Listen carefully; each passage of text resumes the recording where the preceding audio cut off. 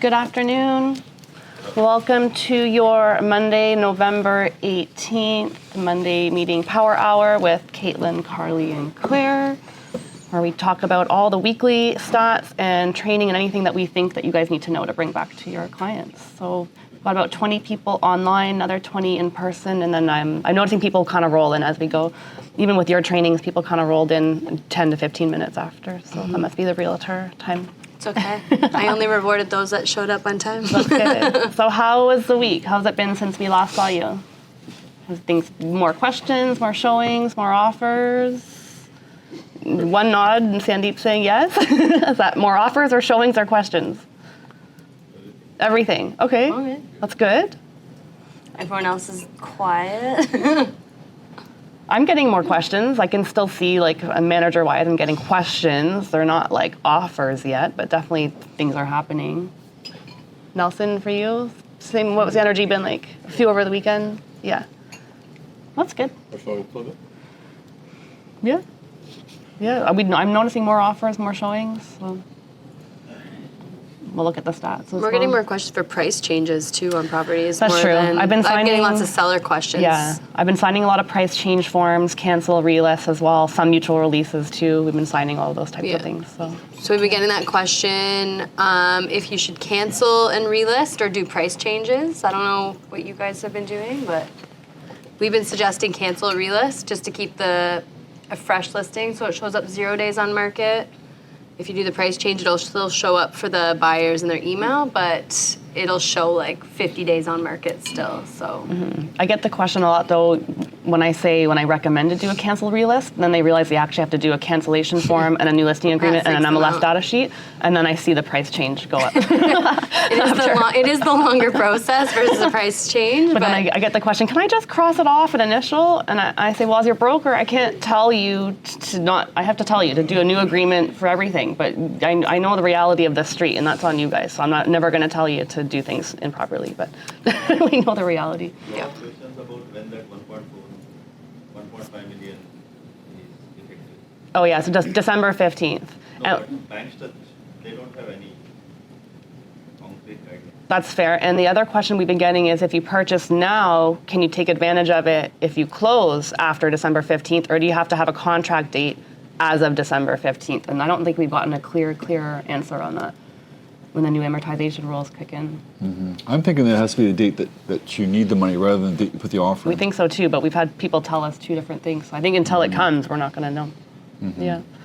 I thought I'd start off by a quick tales from the street, and then maybe we can just get right into some stats if you want to. But we had a brand new agent last weekend that did their first open house. So you can remember as a new agent how scary it is to do your first open house. And we are kind of tough love type trainers, so you're going to do that open house by yourself, but we have full systems for success from Katelyn's program. Ginny will do full training on it. There's a strategy to open houses. So this person did all the right training.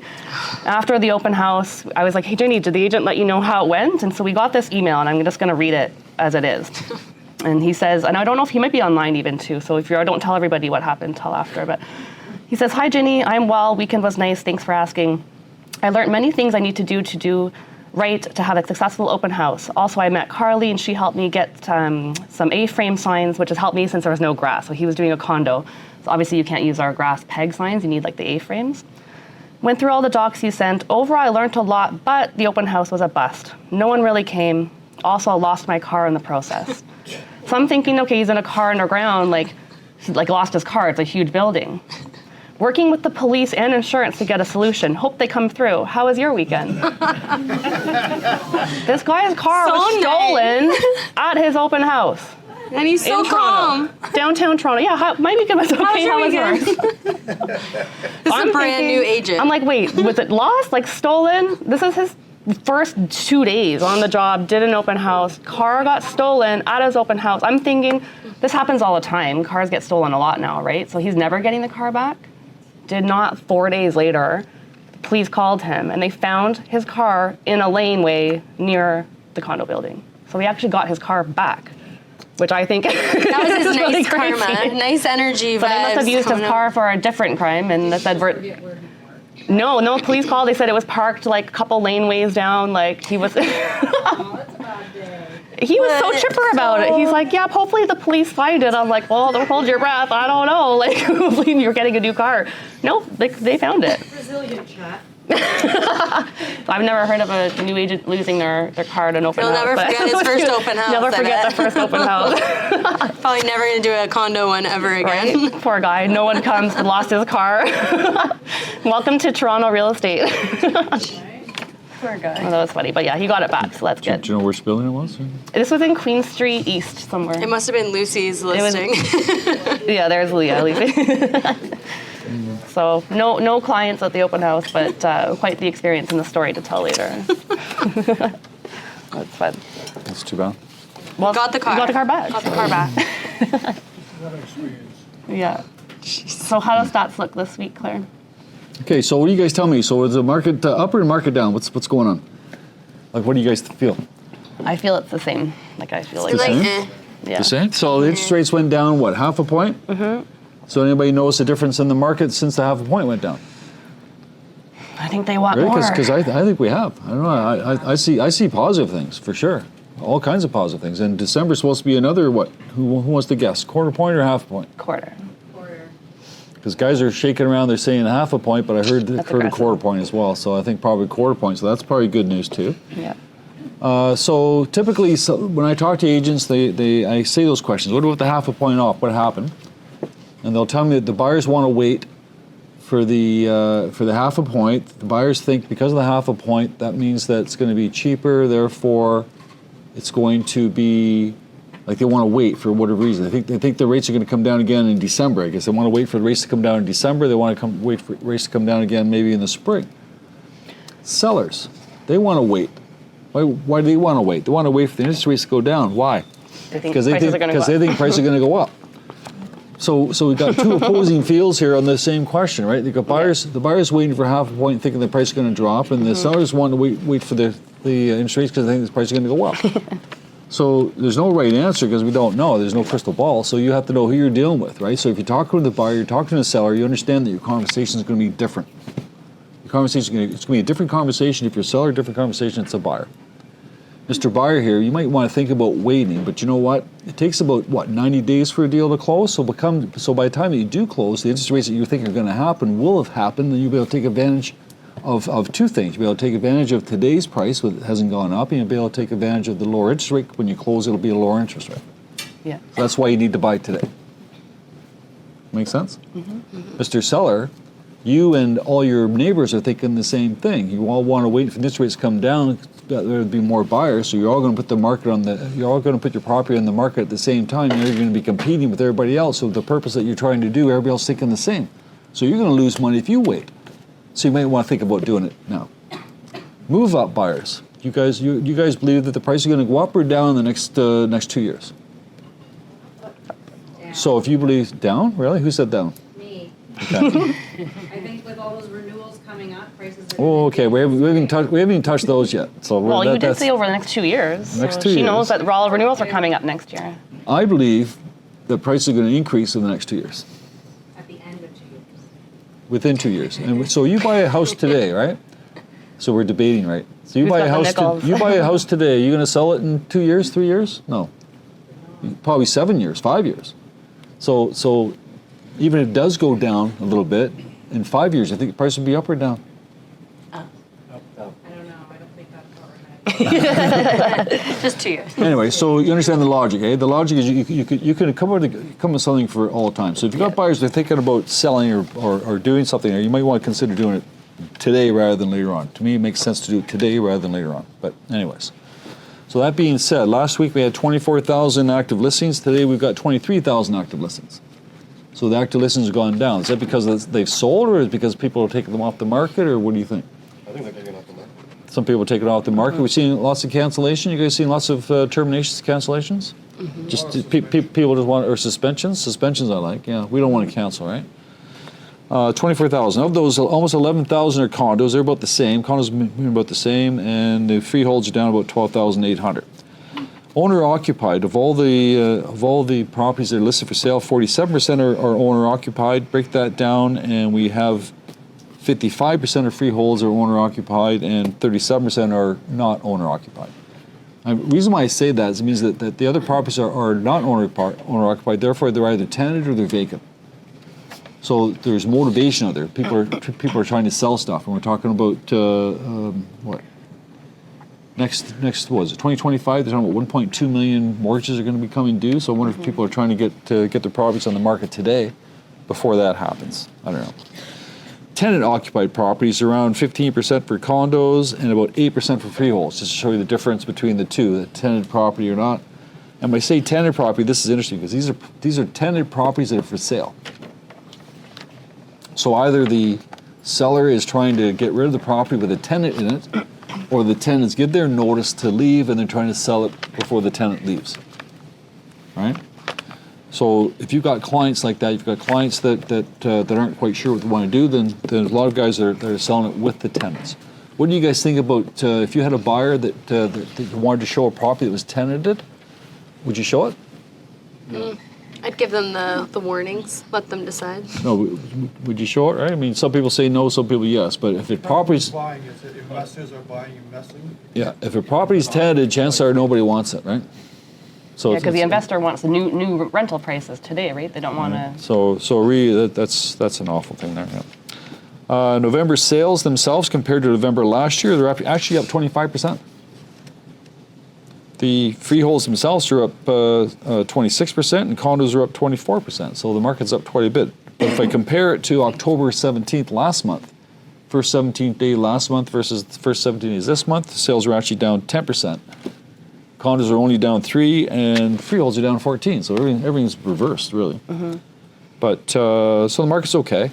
Just so you know, November, even though I'm saying that November sales are up 25%, Last year's sales were only 4,100. no, November last year sales were 40. What was it? I thought it was 4,100. Yeah, it's 41.94, so almost 42, right? So wait till next week when we're up again, and your media outlet's going to be like, we're up 50%, Yeah. right? Because right now they're talking about 44%, and as the weeks go by, when you compare it to last year, it was so low, only 41.90. Yeah. On the lease side, we've got 16,700 leases. They've actually gone up a little bit. We've got about 9,500 condos, 7,200 are freeholds. Condos are up. The lease sales are actually up 4%. Condos are up 9%, and the freeholds are actually down a little bit. So it's interesting to see how the leases are coming along. How are you guys telling me leases are slowed down? Leases are coming down. This is stuff I'm reading too. That the lease prices are actually dropping. Yep. We know for sure rent prices have dropped. All right. As a landlord, if you've got a client that comes to you and says, should I increase my my rent to my tenant? What's the maximum this year, by the way?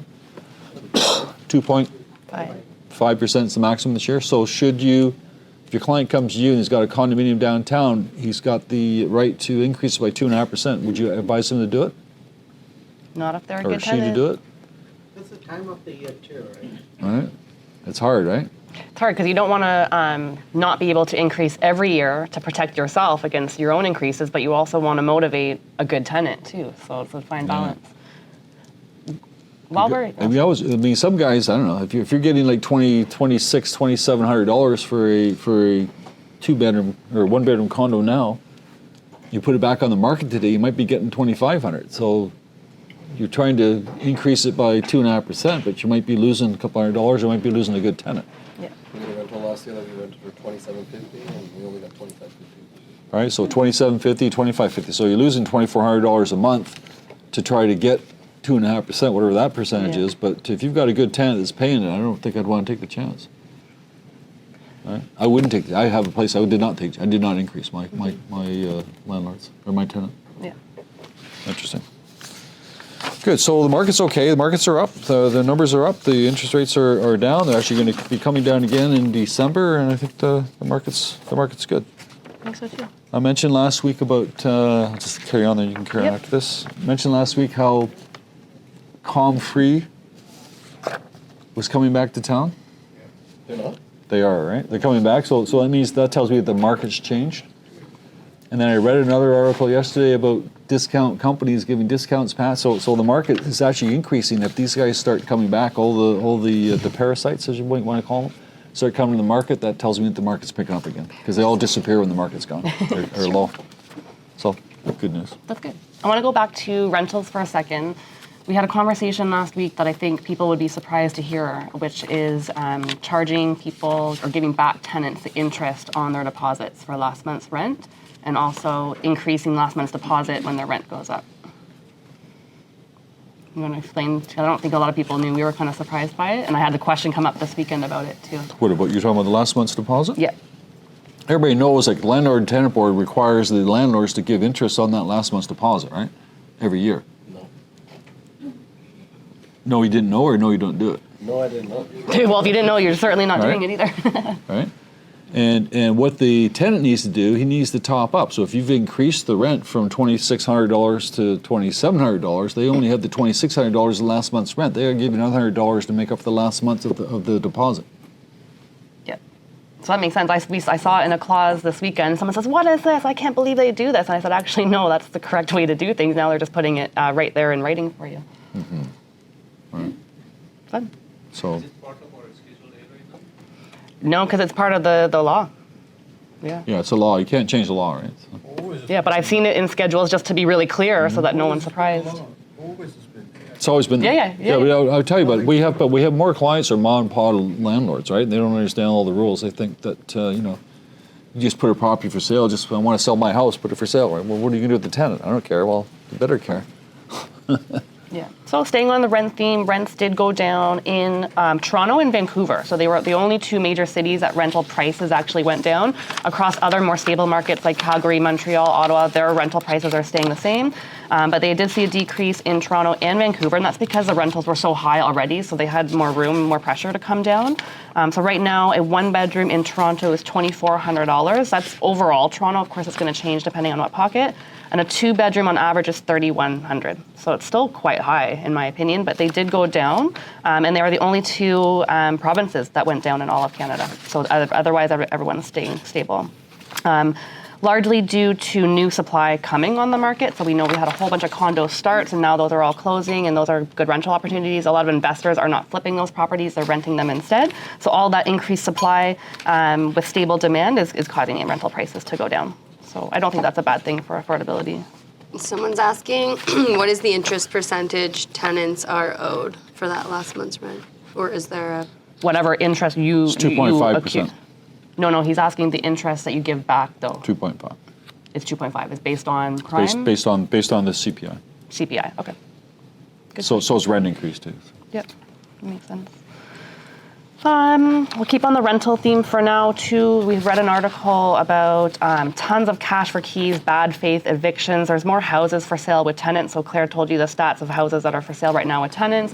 And what that's causing is landlords who don't know the rules to try to evict them. Say, I'm putting my house on the market. You guys have to be out by this time. And so a lot of people don't know the landlord-tenant board rules. So just a caution to your clients that are brand new to investing or maybe own only one investment property that thought they were going to make a bunch of money, didn't know all the rules, make sure you're educating them on the landlord-tenant board rules. So you can't just sell a property and kick somebody out because you're selling it. It's a whole process of notice and who can move into that property after.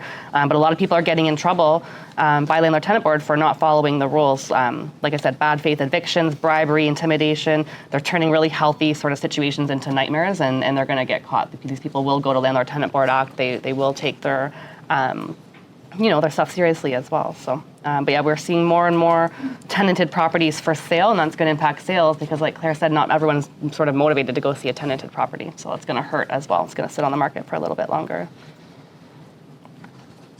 Have you been seeing a lot of that? People doing cash for keys, or? You guys been doing that? Has any of you guys had to pay tenants to leave? Have you seen that? Nelson, have you actually seen it? I've never seen the... Not successfully, right? I tell you, I don't know, okay. Most mom and pop landlords, they don't want to spend $50 for A light bulb. a light bulb, let alone have to pay somebody to leave. So. No, it's true. According to the same article Kari's got here, there are 6,500 condos in Toronto for sale and 47% are vacant. It's that same article, right? But our stats are showing different. We're just doing I do. GTA. I They're do. probably doing Yeah, central. this is Toronto itself. Yeah, like CO1. Yep. We mentioned it a little bit this morning, touched on it last week. Toronto and Vancouver mortgage arrears are set to hit the highest levels in 10 years, although as of today, they're not as high as they were in 2019. So just be cautious when you're reading that. They're predicting that Q1 next year, it's going to increase a lot based on the stats that they know people that are going to renew. But as of today, it's still lower than pre-pandemic levels, but they are warning that it is going to increase. Especially Toronto and Vancouver. Again, these are the two markets that are getting hit the most because of the prices. They got hit the most with prices. So these are the people that are not going to be able to renew. So it's going to be opportunity for you as agents to help clients get out of the sticky situations and actually sell. But it also might mean a lot of inventory on the market too. So that's going to come with its own pros and cons as well. But they are predicting at least 1.05 million mortgage consumers to face renewal in 2025. At the same time, our labor market is showing strain. So even though we reduced interest rates, our labor unemployment rate went up at the same time, right? So everything is sort of counteracting together. CMHC is urging the mortgage industry to support homeowners. So they're suggesting to banks help out homeowners as well. We've talked a lot about this and just tips and tricks for, sorry, I'm being distracted by echoing It's your voice. my own voice. Shanaz, is that yours? Do you want to turn the volume down? Thank you so much. No, you gotta leave. Or else it's gonna keep going. You want to double up this meeting? I'm not entertaining enough here? Just leave. Leave the meeting. Okay, so they are recommending you contact your mortgage person as soon as possible. So we've talked about this. I'm probably going to say it every single meeting. Don't wait till your first missed mortgage payment. Like, contact your mortgage person, say, hey, I'm predicting I might be in some financial trouble. You might have lost your job, whatever, but just stay ahead of it. They're also asking mortgage lenders to help out as well. And so they should be pretty motivated to help people do that as well.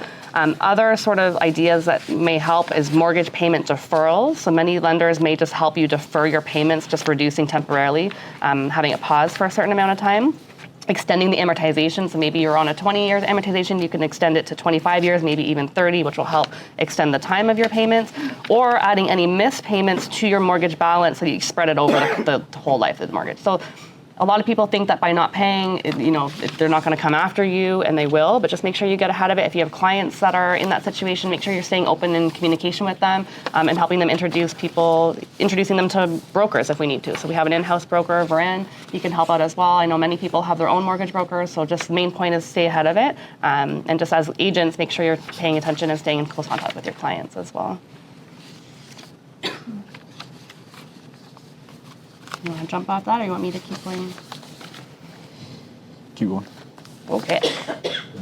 These are a couple neighborhoods that are selling really fast. So we know that the average days on market is about 30 days, but there are some areas around Toronto where certain things are selling a bit faster. For example, Raymersville, Markham. I don't know if anyone's selling in that area. They're only about 10 days on market on average, and the average price of close to $1.4 million. So that tells me that inventory maybe is a little bit low in that area, and it's highly desirable as well. Other areas like Old Toronto, Allenby, East York, Broadview North, Scarborough, Fallingbrook, Etobicoke, and Whitby. So Whitby was one in Durham that sells really quickly. Yeah, they're about 13 days on market. So this is good if you have sellers in this area or you have clients looking in this area to understand the individual pockets, and you can grab it from HPI stats as well. But not everything is 30 days. Like when we give you stats, it's overall GTA across everything, right? So there are pockets that are doing better or a little bit worse as well. So just something to know when you're looking at your comparables. Some of the slowest selling markets in GTA were Burlington, Oakville, Milton, Brampton, Westgate. I know we had a listing there that sold in a day. So if you have listings in these areas and they're selling quicker than their average, you might want to advertise that a little bit as well. But yeah, just pay attention to HPI and community stats. Not everything is just overall GTA.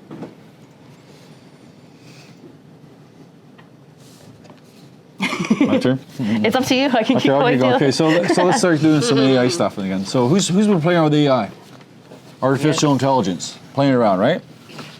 So nobody else. I mean, it's kind of fun, eh? So you use it for what do you use it? Just for your descriptions on your listings? Everything. I literally use it for everything. Okay, so It's my I buddy. was like, even like, could it write a resume? I'm like, write me a resume based on this job description, and literally in seconds, it had like a resume built out. I'm like, write a school. oh, email careful. to Okay, whatever, okay. So you write a school essay. anything and everything. It did it all and beautifully in seconds. Yeah. Like Right. I don't type my own anything anymore. Okay, so nobody hasn't played around with AI yet. You can, right?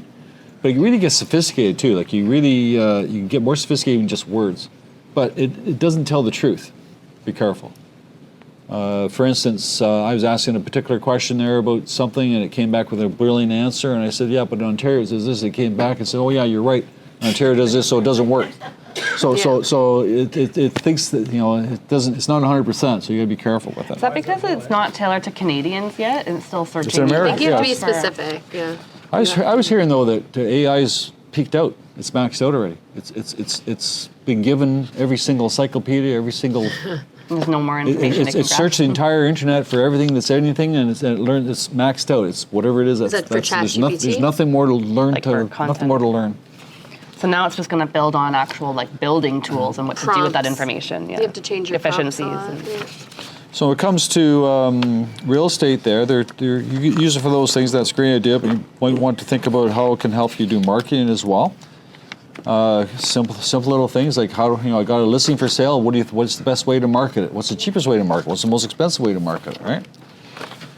You could use it for even that lead gen and marketing system I did with you guys week 1. If you guys put my target audience is first-time home buyers or whatever it is, make me a marketing lead gen plan. It will give you the entire plan right there. But if you guys are using these tools, you should implement them as well with the AI. What I would use, I think, that a lot of people come and we're talking about skills training. So Katelyn talked about the last 6 weeks about systems and so on and so forth. So eventually you got to go to skills training. Meaning, how do you answer that specific question?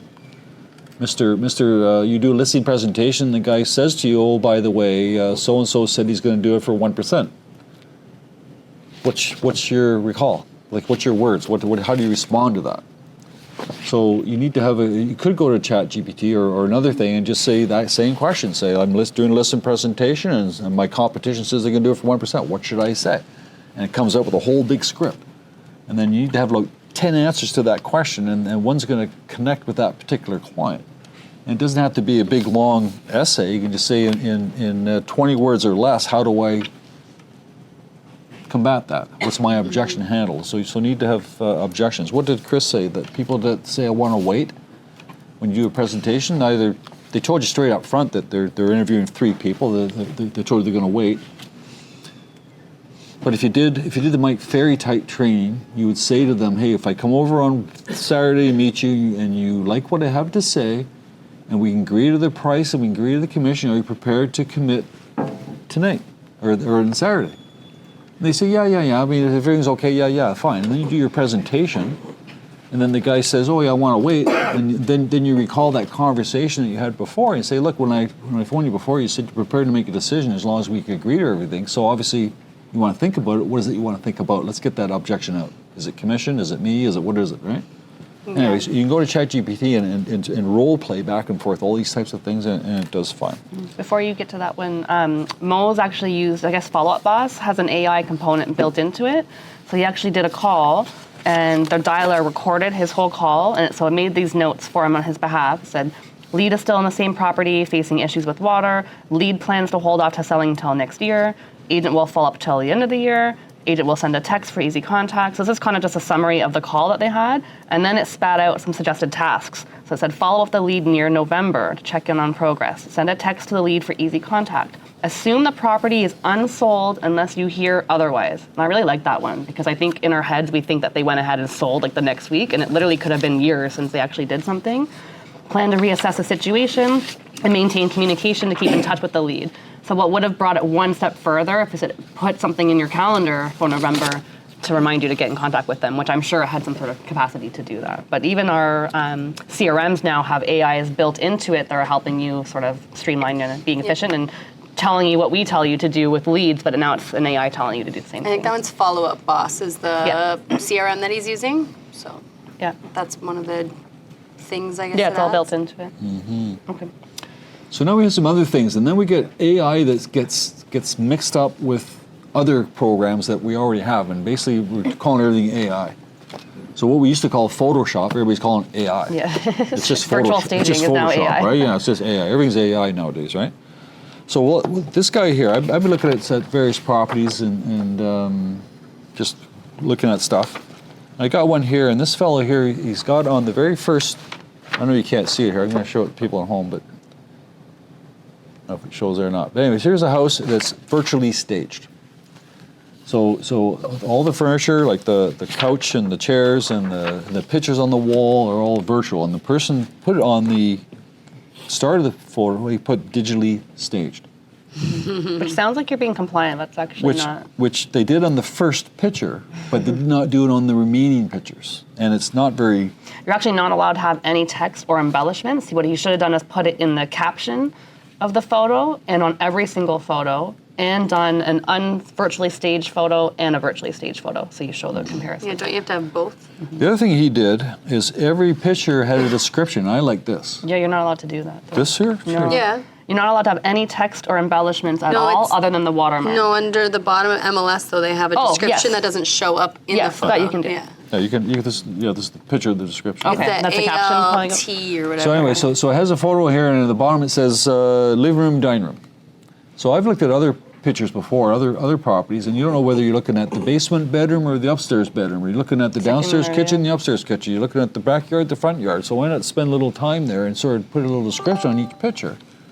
You'll see it's good. You know what I don't like is the Matterport. I don't like Do you guys like anymore. Matterport? Matterport sounds like a good thing, but I don't know. To me, it's Too much detail. Expensive. It's too much detail. I've had people go back and say this scratch wasn't in the thing before. I've now done the it is. Matterport, and I've looked up, and you'll see stains on the wall. Like it's Too much. it's way too much. But anyway, so there's this guy here, and he's doing that. Now, you guys tell me about this one. I've been looking at cottages, lakes. I'm kind of curious about lakes that are clean, right? Some people are familiar with lakes. You guys know, like Rice Lake in particular is a weedy lake, and other lakes maybe not so much. So this one property keeps on coming up on my screen. So I guess the funny. guy keeps on changing the prices, but I'm looking at the water. I don't know if you can see this or not. Maybe not. Show it. The camera's here, so if you show Do it you have up it here. just with the water?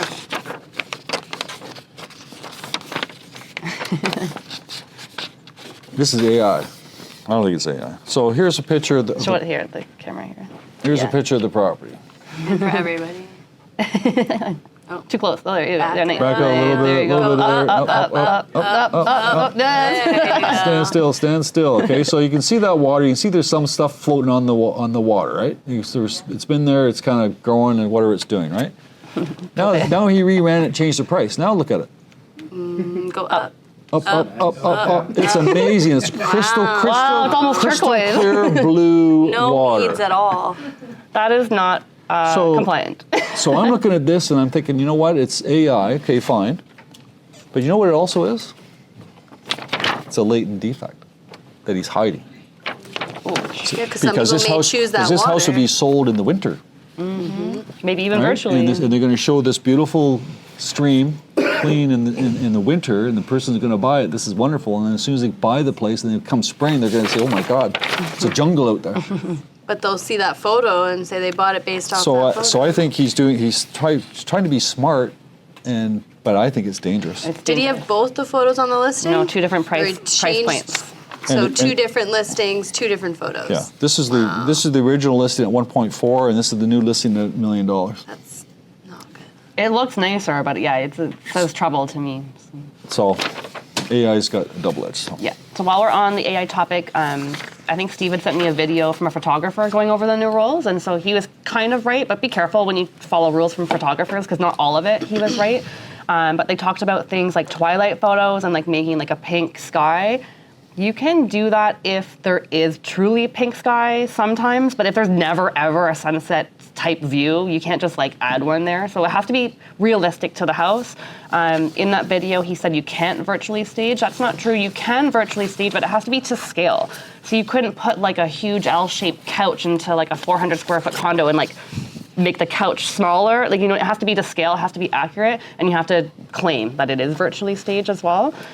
He said things like you can't remove a garbage can. I don't agree with that. I think you could remove a garbage can because that garbage can could be moved can't remove anywhere. weeds out of you a just can't weedy remove weeds, or you water. couldn't add grass where there's no grass. Like you can enhance things, but you can't. Can't fake remove it. a water stain if there's a water stain. Yeah, and so those are, I mean, they're not new rules. We've had these rules already. I think they're just putting more context around them. So that's effective immediately as well. And we'll remind you guys of that stuff. But even things like we talked about, if you have a condo and the view is of the CN Tower, then yes, you could take a photo with that view. But if you had a condo and like the other side is the view of the CN Tower, you can't put a picture of the CN Tower and say like near the CN Tower. It has to be like from the view of the house.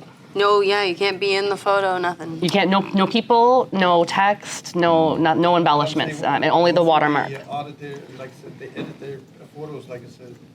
They changed entirely their own personal photos. Yes, yeah, I know, yeah. I haven't done this myself, you guys tell me, but AI, by the way, that photo I just showed you that I believe was Photoshop, whatever it is, you know that you can upload a photo to these AI apps and you can tell it, can you embellish that photo, can you make it look better, can you make it darker, and rather than you doing Photoshop and understanding the program and hitting all the buttons and whatever else, you just tell the AI, can you lighten the picture for me?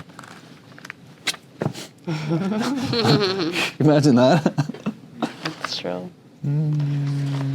Or a picture of yourself. Maybe, you have your high school picture, so can you make me look older? That's what I meant. A lot of people, they have their own photos, like I said, changed it doesn't look like them.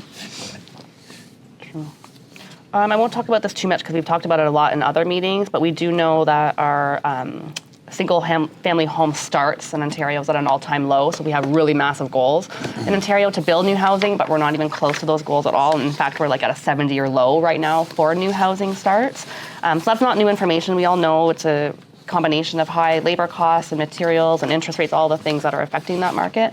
Even RioCan itself is a really big residential and retail developer. They just laid off about 10% of their staff. So that's a signal as well if the developers are sort of laying off staff. Now, they're a huge developer, so they have a big backing and they've got a lot of profit already too. They're saying they're not cutting it due to the market, but that they're looking at greater efficiencies and using more tools like probably AI and different ways to sort of cut their labor. But just interesting to note that, yeah, people are doing layoffs. And then I saw this article, which might be interesting for Ontario. I'm sure people have thought about it, but starting to build construction off-site. So in Sweden, 80% of their homes are actually modular, prefabricated homes that are built out of the site where they're eventually going to be installed. And this 80% of their houses, that came at a time after war where they needed to build houses really quickly and didn't have the labor or the materials to do so. So Ontario is starting to look at that as well. It may help with labor costs because everything's kind of consolidated to one site. It helps with waste and materials because everything is, again, in that one site as well. They build these prefab homes and then they just get delivered as well. So that's just an idea that someone's trying to come forth for developers to get on point with and in hopes to build more houses as soon as possible because we know that we have the land, we just don't have the labor or the cost, and the developers are not motivated to do it for us too. But I don't know what you think about that. Have you seen Ontario try to do that in the past? Because it's not new. Wasn't CMHC that came up with some kind of drawing? Did they come up with some type of design for standard houses that you don't have to hire architects and people like that? And it's all to code, so it was all matching building code across the level, so it wasn't individual municipality code as well, but I don't know where it went from there. So. Well, it's just brand new. So. Yeah, so that's interesting, but I think it could be interesting. They're actually very affordable, and the way they're making them right now is really nice. Yeah, so, and like I said, they're all to code, right? They're like it's like an assembly line of houses. I've seen them before. Like if you drive up the 400, you can see the little lodges, but they're like cabins, like cottages. So now they need to make them more residential. So 100 years ago, you used to be able to buy houses from Sears magazine. Yeah. And you'd buy the house in Sears magazine and they'd put all the parts, all the tools, not tools, but all the screws and all the wood and windows in a truck and they'd drop the truck off and there's your house. Oh, you don't just build it yourself though. So this is what the federal government wants to do. They want to be able to sell houses like Sears Roebuck did. Mm-hmm. Interesting. Eh? So you save all the engineering, you save all the time of drafting and scaling and all that stuff. All you need is the land and the foundation. Yep. Or they could go back to 1940. Go back to the 1940s and do it then too. That's where those wartime houses came from, right? Like little tiny little peak. I don't know how much to say about this. That's a good idea. Want me to do them? Sure. So this is a good one here. So Eli Musk. Anybody know Elon Musk? No. He's Trump's. Oh no. Our YouTube video just went down when you said that. So. Is Trump's little buddy, right? Or is who's the buddy? Is he the buddy or is Trump the buddy? It's Trump's buddy right now. Anyways, he's got another business other than Tesla cars. There's a thing called Starlink, which is pretty good. And actually, Ukraine uses this system. Ukraine uses Starlink right now. And what it is, it's a internet. It's like Rogers, it's like Bell, but it's all satellite driven. So Elon Musk has been sending up, I can't believe this, he's been sending up 40 satellites per week. Per week, 40 satellites. I don't know how rockets must be Satellites are small like this. small satellite. Anyway, so the idea is to have internet for northern Ontario. All the Inuit communities, all the cottage country maybe too. That's a great idea. And and Trudeau said they want Provincial wanted to make sure we had internet everywhere in Ontario. But now the federal government's gone ahead and done this thing here. But what I thought was cute is that the federal government's paying $100 million to set up the system, but the individuals still have to pay a monthly fee to maintain it. And they're going on here saying that that all communities, these communities, who said this? The minister. These communities will gain access to high-speed satellite internet capable of supporting streaming videos and online gaming. Does it, I don't know, like gambling and like why? So I guess they're going to get their money back. They're going to get the $100 million back by giving these guys. I didn't read it like that. I read it as like these are common things that you need high-speed internet for, which is like video gaming. That's how I read it, video gaming and video streaming. But yeah, I didn't read it like that. But you could be right. I don't know. Anyway, so it's a good idea. Anyways, it's good. It's a good idea. It's good for Northern Ontario. Imagine they probably don't have internet. Right? No, they don't. Yeah, they don't have access to it. It's a minimum of $90. Yeah, so it's Per month. So yeah, they still have to pay their monthly. So what's the difference? So starting to read some articles now that our TRREB dues are coming up, and I think they're comparing it to last year's renewals. So they're starting to speculate that many Toronto real estate agents will not keep their license, and not just new ones that got into the business that just couldn't cut it, but they're talking a little bit about veteran agents and not being able to keep up with the technology, with the market and everything like that. So they are predicting that a lot of people will give up their license this year. We do know already some stats, like just over 43,000 did one or more transactions in the past 12 months, and about 14,000 did about one transaction. So we know our TRREB dues are coming up soon. I don't know what it will look like this year. I know it has for sure been a challenging year, and then the addition to benefits sort of threw some people off as well. They are hosting an annual general meeting, so if you do want any part of an opinion about what's happening with TRREB, you can take part of it. It's happening this Wednesday online. They're going to talk a little bit about trying to get your vote to reduce the need for interboarding, so coming up with one MLS system across the province. So they're going to talk to you a little bit about that. There is benefits for you in terms of not having to interboard different listings. I would still say probably recommend to do referral business in those areas if you have to interboard anyways, but it will save you a bit of a fee if you do want to interboard in that. But in that meeting, they are addressing the membership decreasing. That's why I bring it up, because as a result of the membership decreasing, they do want to increase your fees to compensate with that. So they're going to show you some graphs and things about the reduction of membership fees. Apparently it's at an all-time low that it's ever been, but I think it's yes, of course, when you put it on a chart, because our growth has been so crazy. So Claire, you know more than I do about what the membership has grown by, and so now they're showing a decrease. Yes, technically, but it's been increasing so much, right? So they are going to be talking about a $60 increase as well, and that's happening this Wednesday online this time. So I assume we can't really vote for this decrease or increase. It's just going to happen. It's just a yes or no. It's just a vote yes to membership dues, and No one's going to. They sent an email on last Thursday to try to get your buy-in for that. They don't listen. Okay, so They've already made their decision. so here's what they're doing. Okay, so just so you know, we're guilty ourselves for not being involved, right? They didn't ask. Yeah, so I'll be honest, I talked to a TRREB director last week. She's trying to get my vote, and I had a whole list of things that I wanted her to take back. And she goes, we want to take back all your ideas. The reality is, when they voted last year, we had only 5,000 people voted out of 73,000. So then when we come and try to give our opinion, they're like, well, you're not really that engaged because nobody even voted or showed up. So you kind of have to participate a little bit if you want your voice heard, but it's pretty low. 5,000 people only are engaged. So here's their justification. Did you guys read this at all for the TRREB stuff? There's justification. They're saying here that because they want to have a province-wide MLS system, therefore there's no need to do interboarding. And interboarding is going to cost the outside board members or boards $6 million per year that they're going to lose of income, because we don't have to interboard on London, or we don't have to interboard on Barrie or these other places. It's all going to be one database.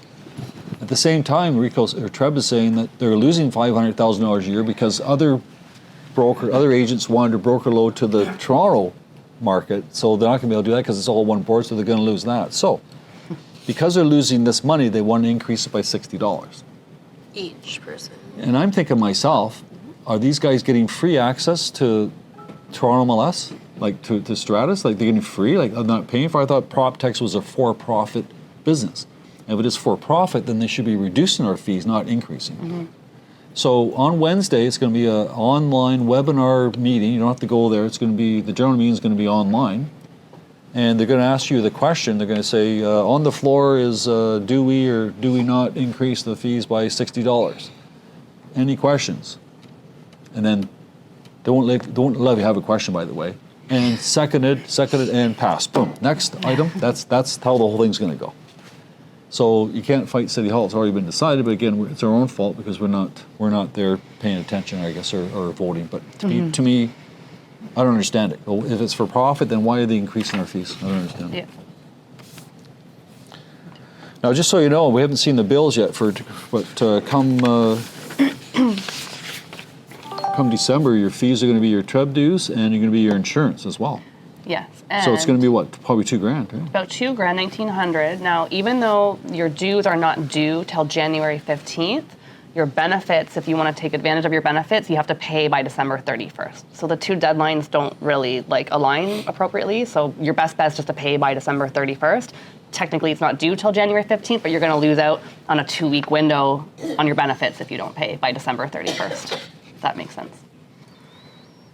I don't know if anyone's probably not here watching this meeting, but if you are somebody that's thinking about getting rid of your license or maybe parking or taking a break, come and talk to me individually as well. I doubt anybody here is in that situation, but if you are, let me know.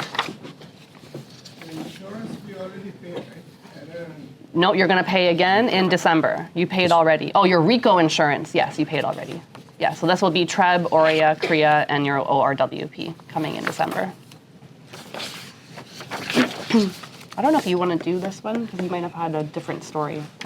I just want to warn people. No, I just say the cashback rebate. So it's always been there. I mean, again, as I said before, the facility owner guys, Comfrey, are coming back to town, and the cashback guys are coming back too. Remember the cashback guys, realty sellers cashback, buy through me and I'll give you half my commission back. The guys lasted, about 2 years and went out of business? Mm-hmm. Yep, they're back Every now. company I know, so they're doing it again. So They've been there for. they've always, they kind of disappeared though when the market got tougher. Yeah, so my main point is articles like this are roaming around. So your clients are going to see stuff like this. The headline is cashback rebates can save you thousands of dollars of real estate Okay, commissions. so this goes back to your chat GPT, right? Yeah. Some buyer comes to you and says, oh, I want to buy through you, I like you, but so-and-so said they're going to give me half the commission back. What will you do? No. No, like seriously, like you got to go to your chat GPT and say, this person asked this question, how do I answer it? Because they are going to ask you, no, James' answer is the Mike Ferry answer. No, Or next question. No, any other questions, right? But do you guys not have, is that not a challenge? You don't have buyers that want to give half back, or they're giving, there's some areas that it's commonplace. Right, they see articles like this and now they know you can. Go get your license. Yeah. Anyway, so you need at school. It will happen. And I'm saying have an answer to that Yeah, question. you have to show value. And then the other thing that was cute about that article is there's a guy, really young guy in Toronto, and he just charges a flat fee for his services, but he also flat out tells you, I'm not providing any service or value. So you send him the properties you want to go see. He charges you $35 to go show you that property. He'll draft an offer, but he's not giving you any insight into what to offer or what properties to go see or any search results. So it's like $5,000 something flat fee, and then you actually pay him to take you to the showings, but he's not driving what you go see or anything like that. So it's a very different business model. I'm not saying it's right or wrong, but there's people out there trying different things. So. He's charging $5,000 to show the properties or $35? Once you do a deal, but $35 per showing. So he actually charges a fee to show you a property, and he's not sending you which properties to see. So you're saying, I want to see this and this and this, and he says, okay, it's 35 times $5, and he gets paid, and then he gives some sort of cash back when they do an actual offer. But we could charge like that? Yes, we could. I don't know who would pay. So he gets paid $5,000 from the seller and then gives the rest to the buyer? Yep. And then the buyer pays for the showings. It's just a guy in Toronto. There's lots of business models out there. Right? Who knows? I mean, I can't see that being a profitable Trust me, business in the long these run. guys come and go. I mean, the best one down Danforth years and years ago, they had a company called Discount Pay Less. That was the name of the company. They didn't last very long. So I mean, I've got all kinds We've of seen files like everything, that. right? Terrion's funny, right? So Terrion, I don't understand the government. Okay, so is anybody familiar with individual people who will buy a property, let's say Bayview and Shepherd, wherever else, they'll buy an old house, tear it down, build a brand new house, and sell a brand new house. Is anybody familiar with that process? And what these guys will do, they'll say that I'm buying the house personally, therefore I'm buying it personal, and I'm building the house personally, so they don't register for Terrion and they don't pay taxes on increases and so on and so forth, and then they'll sell the house and they'll do it again. That's their job, but they're pretending as if it's, like a personal thing. So Terrion goes after these guys, knowing that that's their business model, that they have to register with Terrion. The reason why they have to register with Terrion is Terrion is an arm of CRA. So CRA through Terrion, CRA has access to Terrion's files. That's, for instance, let's say you bought a pre-construction house or place, and you bought it in your name, and then you flip that property to somebody else and it closed in somebody else's name. CRA knows that you flipped that property because Terrion gave them your name when you first bought the place. And when it closed in a different name, CRA knows that you flipped it, therefore they're going to come after you for the taxes. Right? So Terrion's part of the whole thing. Anyways, now they're proposing that the buyer they have $60,000 deposit protection if it's under $600,000 and if it's or $1 million, whatever it is. I think it's $1 million, and it's $100,000 if it's over $1 million. They have this deposit protection. They're saying that the buyers have a certain amount of time to register with Terrion. The buyer, not the seller. The buyer, when they buy a brand new house, they have to register with Terrion that they bought this house. If they don't register with Terrion and something goes bad, then they're not going to cover the deposit fully. So the incentive for the buyer to register it is that they want to be covered. The incentive for Terrion is the one who's building new houses not going to Terrion. You follow me there? Mm-hmm. So, and the article is saying, why are we the brother's keeper? Why isn't the government not doing this? Why is they're up to the buyer to determine that? And what Bob Aaron says that 60% of all new buyers buying pre-construction and new homes don't go to a lawyer and have it looked at. So they don't even know that they have to report it to Terrion. Mm-hmm. Right? So that to me seems backwards, right? Yeah.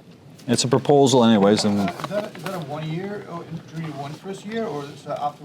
No, this is all, no, if you buy like guys buying houses, pretending that they're their own personal houses, and in fact they're not. That's their business. Still that one carries for till the next 7 years, or is it? Yeah, it's 7 years Terrion work. Yeah, but there's nothing really much at the 7 years. Yeah. 7 years for everything. Right? Anyway, so that's what they're proposing to do. And you're selling it next year to me, and then, if you don't have a Terrion, that's what I'm asking. Mm-hmm. So 2 more things for me. Right? There's a huge Canadian Tire up in Brampton. You know that big warehouse, that big distribution center there, right in Brampton. There is it right on. Is it Highway 10 or someplace? It's a giant place, right? It's Bramley Road and Steeles. They just sold that entire complex for $258 million for developers. They're going to do purpose-built rentals? I have no idea what they're going to do. But they're getting rid of that whole thing. Remember they had the other one there at 401 in Leslie? They sold that one too, and now it's all condos. It'd be the same thing, I guess, there. And then for our woke, we have any woke people here?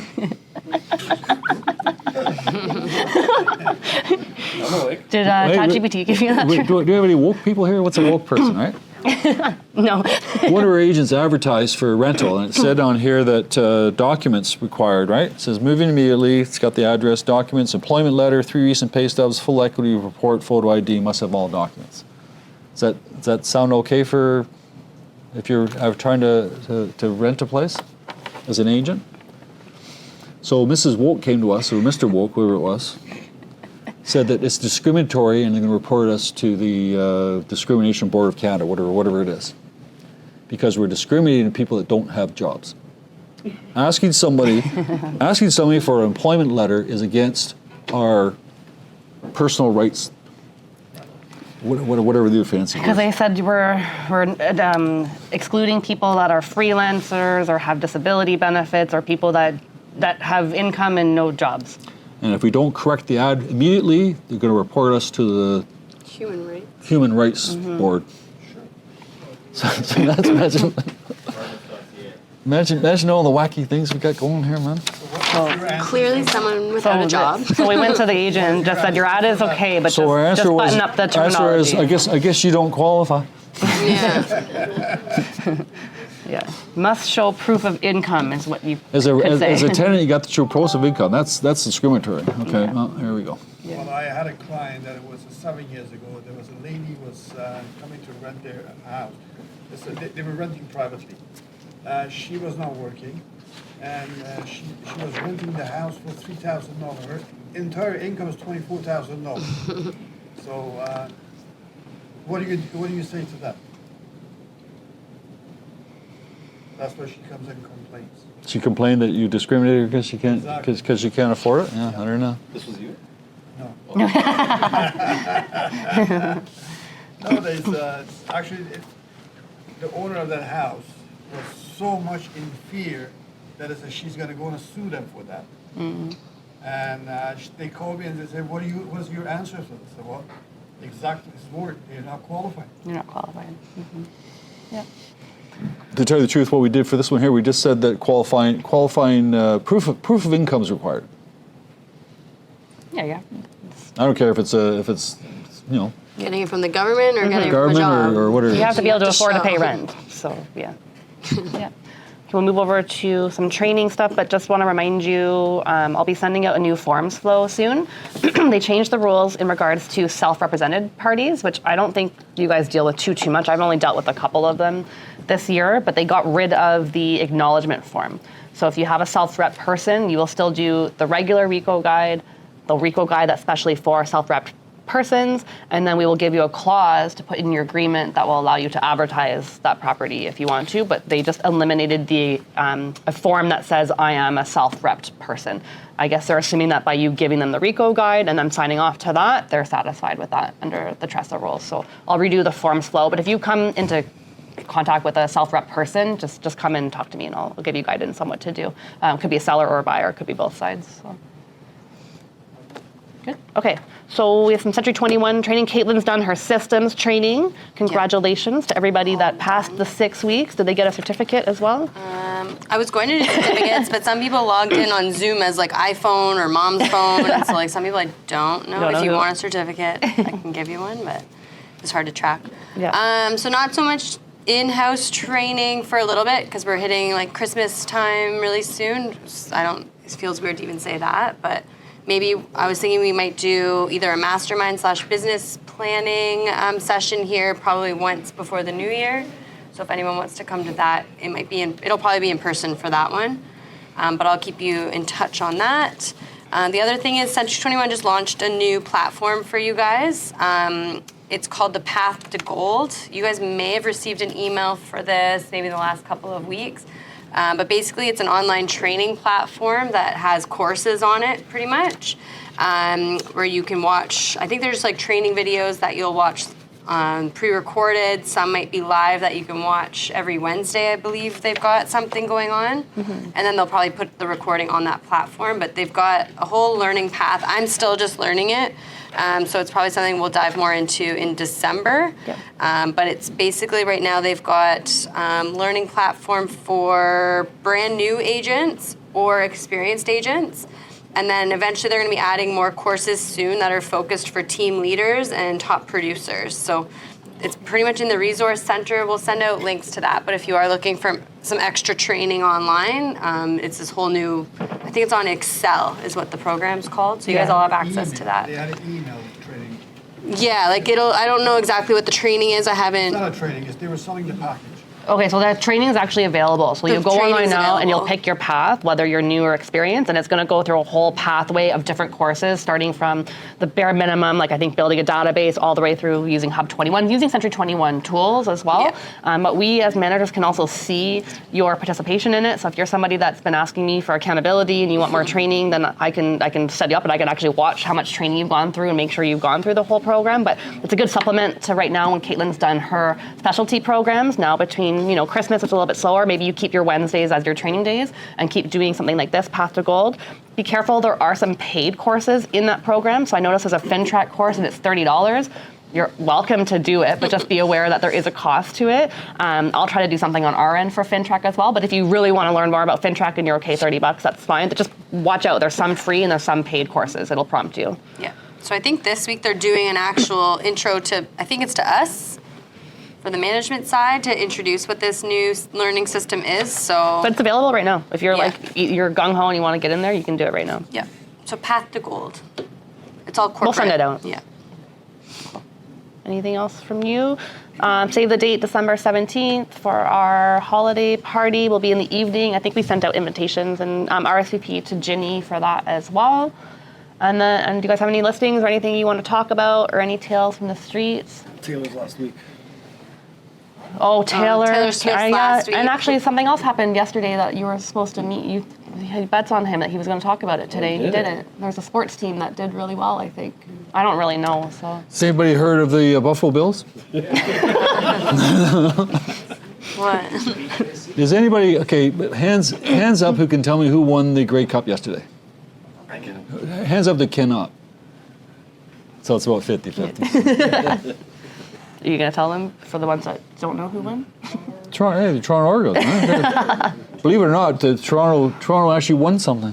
3 times in the last 5 years. All right. I feel sorry for them. They're going to come to Toronto and do their Grey Cup parade here, and nobody's going to be there looking at what are these guys doing. Anybody watch that other thing on that thing on Friday night, that Netflix Jake and thing? Tyson. That joke you called it. Eh? I tell you, man, women rules. If you watch that, women rule. You know what I'm talking about. Yeah, you're Man. right. They were crazy. I got faint. I got. I couldn't. Her eye, ooh, Oh, her eye when she was talking. and she's still Got going robbed a bit. over and got robbed. over. And then, so this poor girl. If you didn't watch it, these two girls beat the crap out of each other. They're just big blood all over. That's all. Everyone they was were. loving that fight, though. They said it was a historic fight. I don't know. And then these other two clowns. After that fight, these other two clowns get up there and they start doing rope a dope, and they start. You know what I'm talking about? No. That big Jake guy's about twice the size of Tyson, and he kept on getting away from him. I was like, "Don't hit me! Don't touch me!" Oh, I didn't want to kill him. I turned that off. I couldn't watch it. Yeah. Exactly. That would have been way worse. I'll go Wayne history now. There's a boxer back. Anybody heard of the boxer Muhammad Ali? Yeah. Okay, at the end of his career, he fought a guy named, I forget the guy's name, but he fought a Japanese shoot fighter. Yeah. It reminded me of this. It was just an exhibition, just a joke, right? And then the guy, all the guy did was kicked his legs all day long, and then I don't think he walked again. Well, there was a $60 million bet. That was it.